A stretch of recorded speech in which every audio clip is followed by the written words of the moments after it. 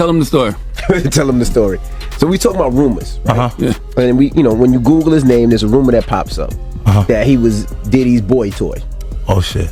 Right. Wait, so this is so Charlamagne said it's not true. But I told after he brought up this stuff with you, I said, you know what 50 gonna say when he meets you. Oh no, I don't know that was going on.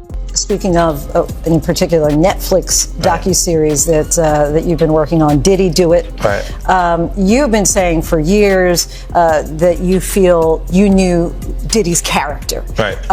Yet you said you weren't a part of that lifestyle, you weren't going to the parties. So what makes you so absolutely sure that these kinds of allegations that we've seen against him are true? Well, I'm surprised. Ready for how fast this one is spiraling. Because a new leaked clip is making the rounds, and the internet is doing what it does best, connecting dots, replaying old interviews, and dragging every half-whispered rumor back into the spotlight like it never left. And right at the center of it all, 50 Cent, Diddy, Usher. 3 names that don't even need extra context to light a match under social media. Now listen, this is commentary. We're not saying any of this is confirmed, and we're definitely not saying anything actually happened. But what we are saying is, reports, reactions, and resurfaced clips are flooding timelines again, and the way people are responding makes this feel bigger than just another trending moment. Because in that clip, the conversation doesn't just flirt with gossip, it leans into it. It toys with that long-running rumor people always bring up when they search Usher's name. Somebody says it out loud, somebody else laughs, somebody tries to walk it back, then suddenly it's not a joke anymore.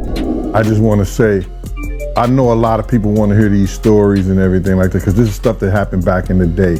And then maybe that if they knew there was going to ever be a YouTube, or they knew there was going to ever be social media, a lot of the stuff probably wouldn't have got played out like it did. But things happen, and these are just stories from the past. I would like to use that as, what you call that? Just to clear the facts up what's going on. But it all started, we was in Atlanta. And this story starts when I'm with Puff, and he's in exotic bookstores, and he's doing shopping, right? He's shopping, getting his stuff and everything like that. So,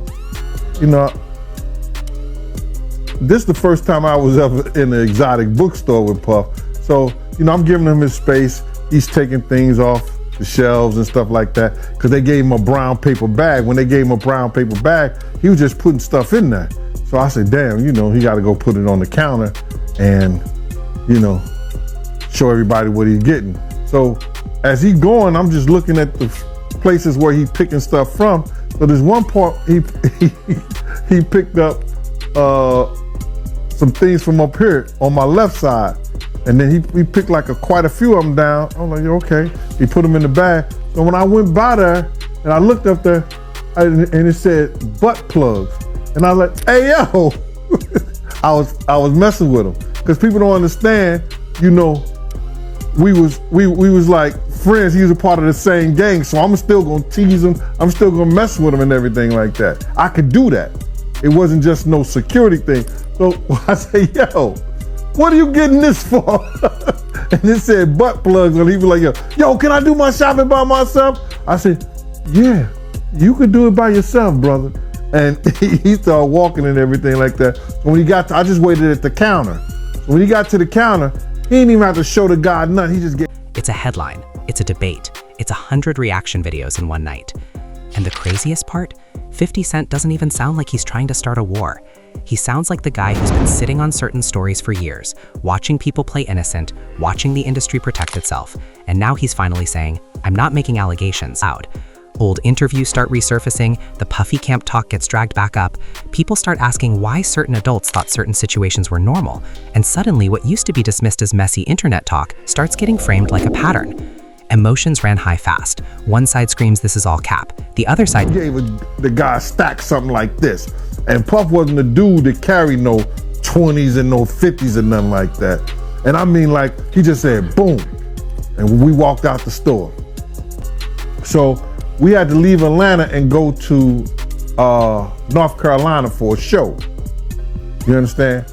And it was him, this rapper, Sarah, and this other girl. We all got on a G5 jet, and we flew to G4 jet, and we flew to North Carolina. So later on that, I think that afternoon, same day,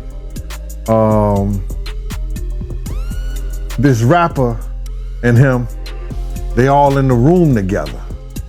You know, it's Sarah, the girl, Puff, and this dude, this rapper. So I'm hearing at the door and stuff like that, like, yeah, so then next thing you know, somebody rang the doorbell. We had the presidential suite where we was at. So I opened the door and the dude said, yo, I'm here for my cousin.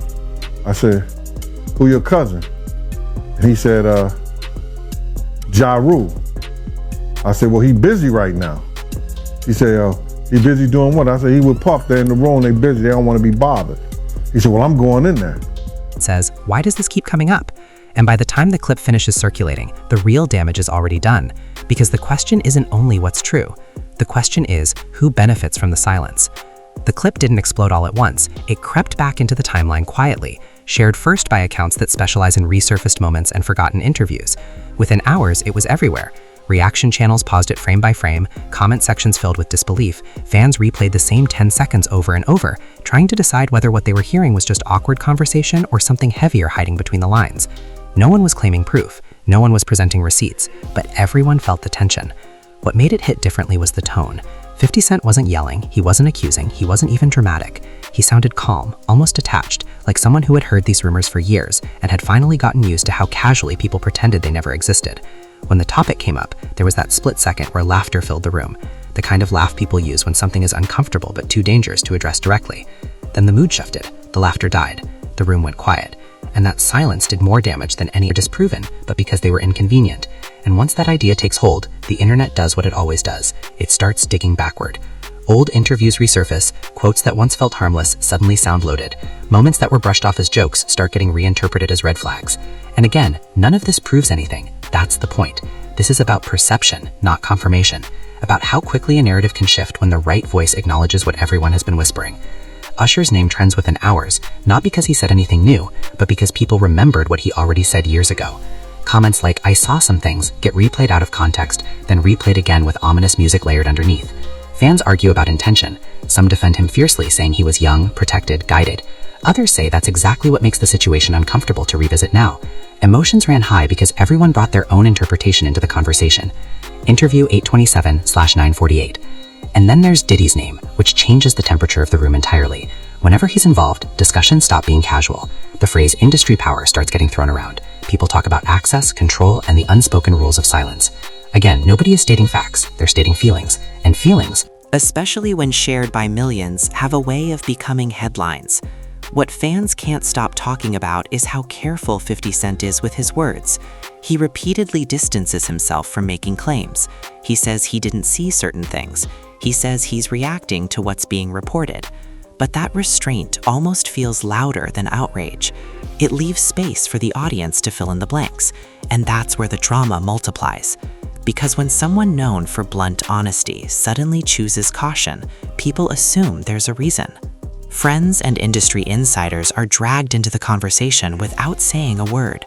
People start asking who knew what, who was around, who stayed quiet, not because anyone has proof, but because the silence itself feels suspicious to viewers who have watched this cycle play out before. The family was left divided in the comment sections alone. Some say this is irresponsible commentary. Others say it's long overdue discussion. Both sides accuse the other of protecting the wrong people.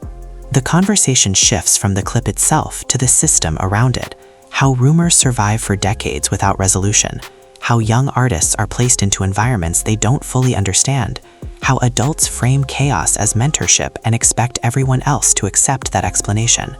None of this is new, but the timing makes it feel urgent. When multiple old stories resurface at once, people stop seeing them as coincidences. What keeps viewers hooked is the sense that this isn't finished, not because something will be exposed tomorrow, but because the questions refuse to settle. Every time someone tries to dismiss the rumors, another clip appears. Every time someone says it's just gossip, another interview gets reposted.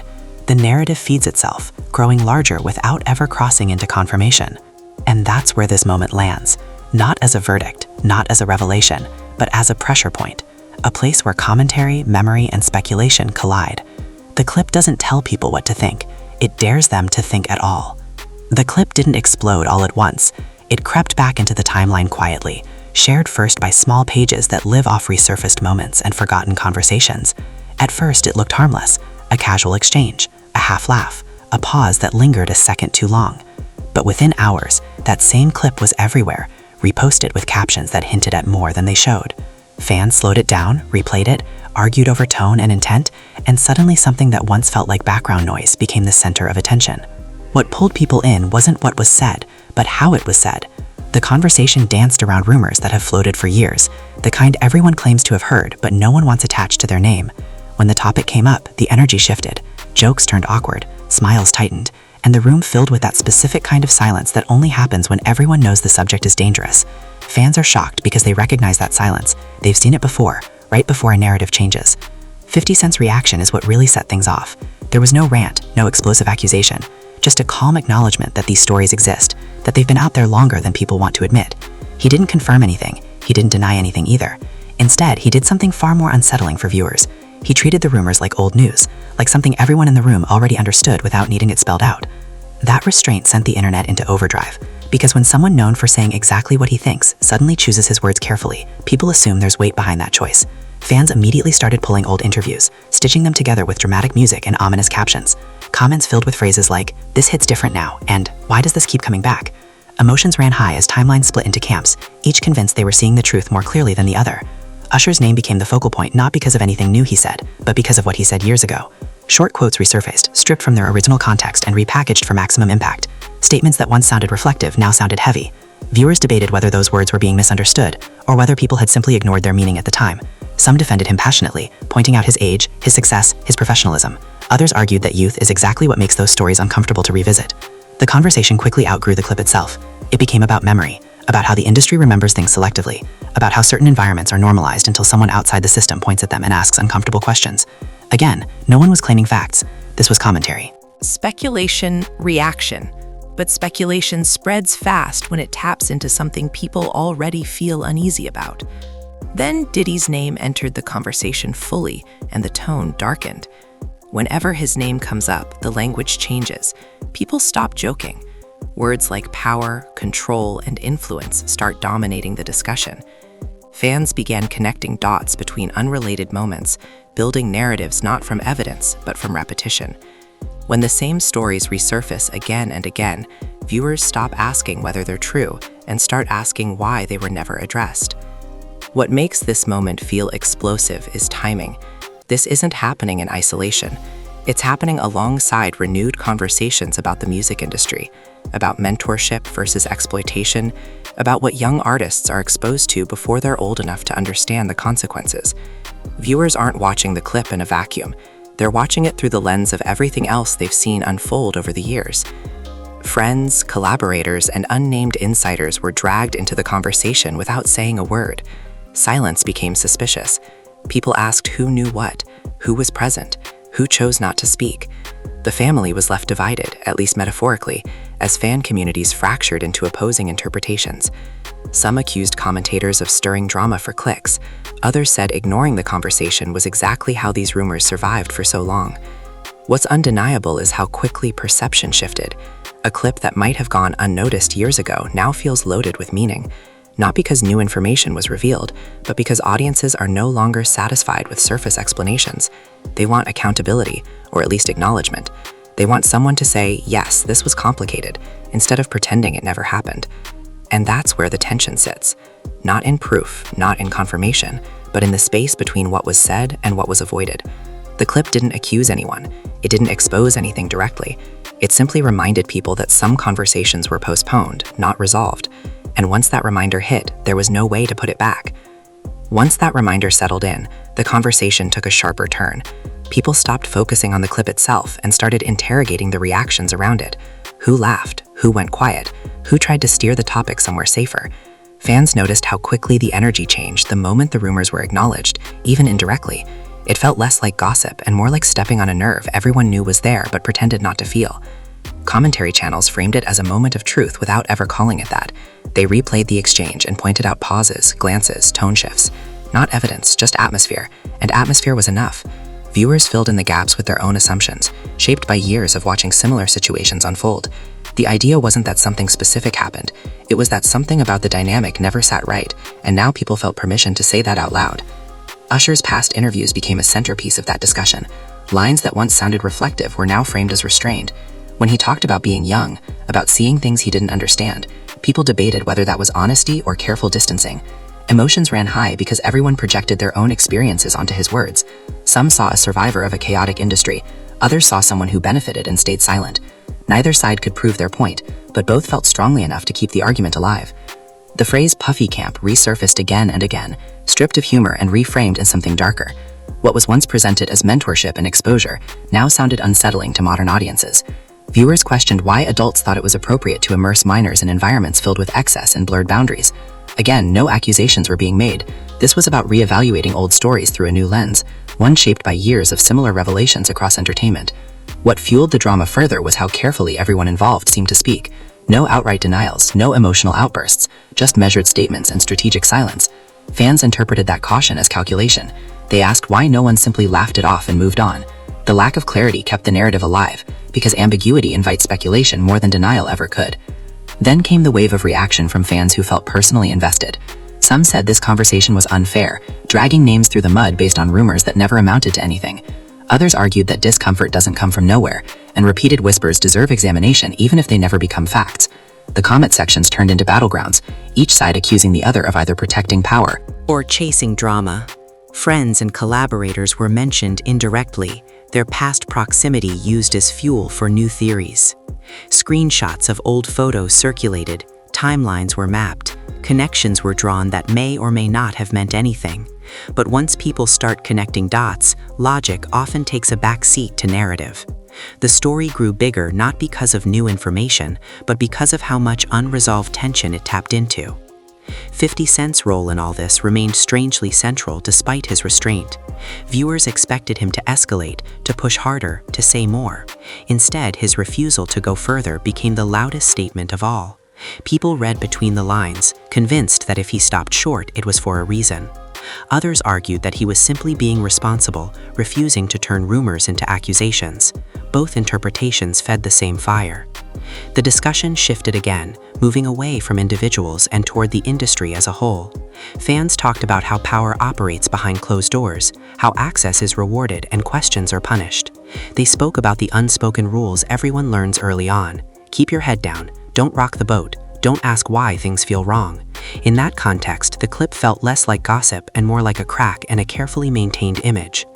What made this moment resonate was how familiar it felt. Viewers compared it to other situations where early warnings were ignored until it was too late. They weren't saying history was repeating itself, but they were saying the pattern looked familiar. When similar stories emerge across different eras, people stop seeing them as isolated incidents.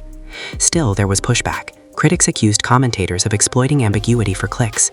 They pointed out that speculation can harm real people, especially when it spirals unchecked. That argument carried weight, and it slowed some of the momentum, but it didn't stop the conversation, because once curiosity is sparked, it rarely disappears on command. The tension now lives in that unresolved space. Nothing has been proven, nothing has been confirmed, but nothing has been dismissed either. The clip opened a door that many thought was already closed, and now people are standing in the doorway, unsure whether to step forward or back away. What keeps them watching is not the promise of answers, but the sense that the silence itself is telling a story. And as the discussion deepens, one thing becomes clear. This isn't about one clip, one rumor, or one reaction. It's about how quickly old narratives can resurface when the right moment arrives, and how hard it is to control a story once the audience decides it deserves another look. As the debate kept growing, a new layer of tension slid into the conversation, one that had less to do with names and more to do with consequences. Fans weren't just arguing about what the clip meant anymore. They were asking what it could lead to. Not legally, not officially, but socially. In today's climate, perception alone can reshape reputations, and everyone watching knew that. That awareness made every reaction feel heavier, every word more calculated. Reaction videos multiplied overnight. Some creators slowed the audio, others focused on facial expressions, others spoke directly to the audience, saying things like, "I'm not saying anything happened, but you can't ignore how uncomfortable this feels." That kind of language spread fast because it felt safe. It allowed people to participate without crossing a line. Commentary became a shield. As long as no one claimed certainty, anything could be discussed. Fans began sharing personal stories in comment sections, explaining why this moment hit close to home. Some talked about being young in adult spaces, about not understanding situations until years later. Others pushed back hard, saying projecting personal trauma on celebrities was unfair and dangerous. Emotions ran high because the conversation stopped being abstract. It became emotional, personal, and deeply polarized. What made things even more volatile was how other old clips started circulating alongside the original one. Moments that once felt random were now framed as foreshadowing. Interviews where questions were dodged, jokes that landed strangely, stories told casually that now sounded rehearsed. None of it proved anything, but together it formed a narrative that felt cohesive enough for viewers to latch onto. The phrase, "the system protects itself," began appearing everywhere. People used it to explain why rumors can exist for decades without resolution. They argued that silence isn't always innocence, but sometimes strategy. Others responded that this thinking turns every quiet person into a suspect, which is just as dangerous. The back and forth only deepened the divide, turning the comment sections into endless loops of accusation and defense. Industry insiders, real or imagined, became part of the story too. Anonymous Posts claimed to know things. Deleted tweets were screenshotted and reposted. Every vague statement was treated like a clue. Viewers felt like detectives piecing together a mystery that might not even exist, but once the game starts, logic rarely stops it. Speculation became entertainment in its own right. The pressure didn't just sit online. People began wondering how those involved might be feeling watching this unfold. What does it feel like to see your name trend again over something you thought was buried? What does it mean to be reminded of moments you've never publicly addressed? Fans argued over empathy. Some said these discussions reopen wounds. Others said avoiding them only protects those with power. What's striking is how little it takes to ignite this kind of storm. No new evidence, no official statements, just a resurfaced clip and the right cultural moment. Viewers recognized that pattern immediately. They'd seen it happen in other industries, other communities, other eras. That recognition made the conversation feel urgent, even without concrete claims. 50 Cent's silence after the clip became almost as important as his words within it. People waited for follow-ups that never came. No clarifying posts, no escalations. That absence fed theories on both sides. Some saw it as maturity, refusing to fan flames. Others saw it as confirmation that saying more would be risky. Again, no one knew. But not knowing didn't stop the narrative from growing. Supporters of those being discussed pushed back harder now, calling the entire discourse irresponsible. They warned about how quickly speculation can spiral into harassment. They reminded viewers that commentary has real-world effects. Those warnings slowed some creators down, but they also became part of the drama. Critics accused defenders of trying to shut down discussion. Defenders accused critics of chasing views at any cost. The conversation also exposed how differently generations interpret the same stories.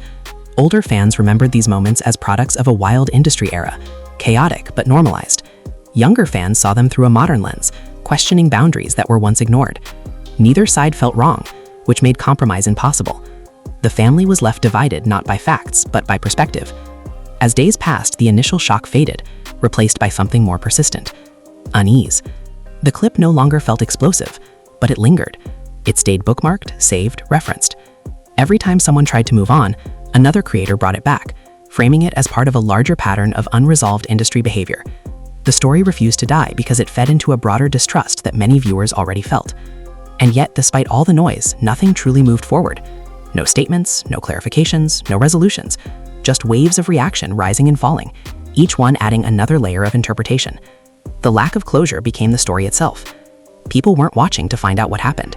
They were watching to see who would blink first. That's what keeps this moment alive. Not evidence, not accusations, but tension. Tension between what's said and what's avoided. Between public memory and private silence, between the desire to protect reputations and the desire to question power. The clip may have been the spark, but the fire is being fueled by everything left unresolved around it. As the noise finally began to slow, something unexpected happened. Instead of clarity, there was exhaustion. Fans didn't feel satisfied, and critics didn't feel vindicated. The conversation had gone in circles so many times that people started realizing this wasn't about reaching a conclusion at all. It was about exposure, about how easily a narrative can resurface when the conditions are right, and how little control anyone truly has once public curiosity takes over. The focus gradually shifted from individuals back to the culture that made moments like this possible. Viewers talked less about specific rumors and more about environments, about rooms where boundaries were unclear, about eras where access was treated like opportunity no matter the cost. They questioned how many stories were reframed as jokes simply because taking them seriously would have forced accountability. Again, no one was declaring guilt, they were questioning norms. Fans who once demanded answers now admitted they weren't sure what answers would even look like. Would a statement change anything? Would denial satisfy anyone? Would silence always be read as avoidance? That uncertainty became its own kind of resolution, unsettling but honest. It forced viewers to confront how much they rely on speculation to fill the gaps left by incomplete information. Some creators attempted to cool things down, reminding audiences that commentary can turn cruel if left unchecked. They emphasized that discussing reports and clips is not the same as proving events. Others responded that refusing to talk at all is how uncomfortable histories stay buried. Both sides believed they were acting responsibly, which only reinforced how complex the situation had become. The people at the center of the conversation remained quiet, and that quiet took on different meanings depending on who was listening. To some, it was dignity. To others, strategy. To others still, a reminder that public opinion moves faster than any individual can respond. Every interpretation said more about the audience than the silence itself. What lingered most was the realization that stories don't need endings to have impact. They just need repetition. The same clip resurfacing, the same quotes reposted, the same debates reignited. Over time, familiarity creates belief, even without confirmation. That understanding made some viewers uncomfortable with their own role in the cycle. Sharing a clip felt harmless, but multiplied millions of times, it becomes something else entirely. There was also a noticeable shift in how fans talked about accountability. Fewer demands, more reflection. People asked whether the internet is equipped to handle nuance, or whether it inevitably flattens everything into heroes and villains. This situation resisted that simplicity. There were no clear sides, only perspectives shaped by experience, bias, and emotion. The drama didn't end with outrage or revelation. It ended with questions hanging in the air. Questions about power, about memory, about how industries rewrite their own pasts. Viewers didn't walk away feeling informed as much as they felt aware. Aware that what feels settled today can be reopened tomorrow with a single clip and the right timing. In that sense, the leaked moment did exactly what moments like this always do. It reminded people that narratives are fragile, that silence is rarely empty, that commentary can be both necessary and dangerous, and that once the audience decides a story deserves attention, control slips away from everyone involved. Nothing was proven, nothing was resolved, but the conversation itself became the headline, not because it revealed the truth, but because it showed how easily truth, rumor, memory, and emotion blur together when millions of people are watching at once. And even as the timeline moved on, one thing remained clear. This wasn't forgotten. It was just waiting for the next moment to resurface. So now the question goes straight to you. After watching how this clip resurfaced, how the reactions spiraled, and how the conversation refused to settle, what do you think this really says about the industry? Not about what did or didn't happen, but about why these stories keep coming back every few years. Is this just the internet recycling old moments for drama, or is it a sign that certain conversations were never truly addressed? Fans are still divided, and emotions are still raw. Some believe commentary like this finally gives people space to question power without making direct accusations. Others feel these discussions cross a line and turn speculation into something harmful. Both sides claim they're protecting the truth in their own way, but the silence from those involved leaves everything open to interpretation, and that uncertainty is exactly what keeps the debate alive. Now it's your turn to weigh in. Do you think revisiting moments like this is necessary, or do you think it only creates confusion and division? Should the industry be more transparent about its past, or does dragging old stories back into the spotlight do more harm than good? There are no easy answers here, and that's why this conversation keeps going. If you found this breakdown thought-provoking, make sure you hit like so more people can see it. Subscribe to the channel if you want more deep dives into trending stories, resurfaced clips, and the drama that keeps the entertainment world buzzing. And most importantly, drop a comment below and tell us where you stand. Your perspective matters, and this story isn't finished without your voice.